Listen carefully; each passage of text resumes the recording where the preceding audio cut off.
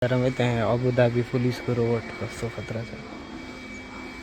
Abu Dhabi police robot केटाहरू साथीहरूलाई हेरौँ यहाँ। साथीहरू यो चाहिँ यस्तो एउटा ठाउँ हो, हेर्न सक्नुहुन्छ होइन। यो तपाईँहरूले देखिरहनु भएको छ नि, यति राम्रो राम्रो ठाउँहरू यति राम्रो बनेको छ नि। यो हेर्न सक्नुहुन्छ त, यति राम्रो राम्रो छ नि यहाँ।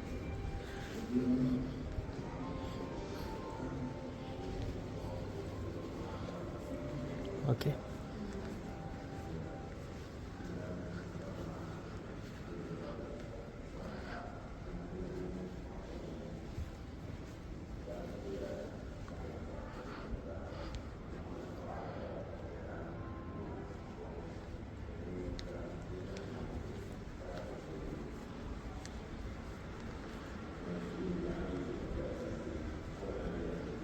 गाडीहरू तपाईले देख्न सक्नुहुन्छ यहाँ।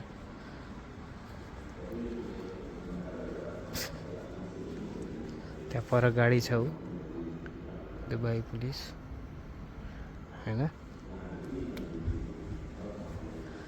यहाँनिर हेर्न सक्नुहुन्छ अबुधाबी पुलिस। यहाँनिर एउटा रोबोट पनि छ है।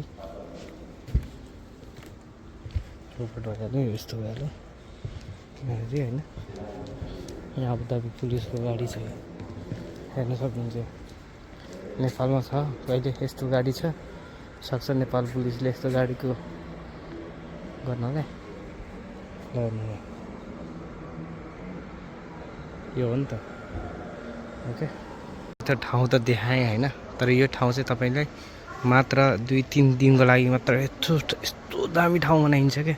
तर 2-3 दिन पछाडि पुरै भत्काइन्छ यो है। यो चाहिँ एक्जिबिसन सेन्टर यस्तो यस्तो बनाइन्छ यहाँनिर इभेन्टहरू चल्नको लागि होइन। अनि त्यसपछि चाहिँ फेरि भत्काइन्छ यो।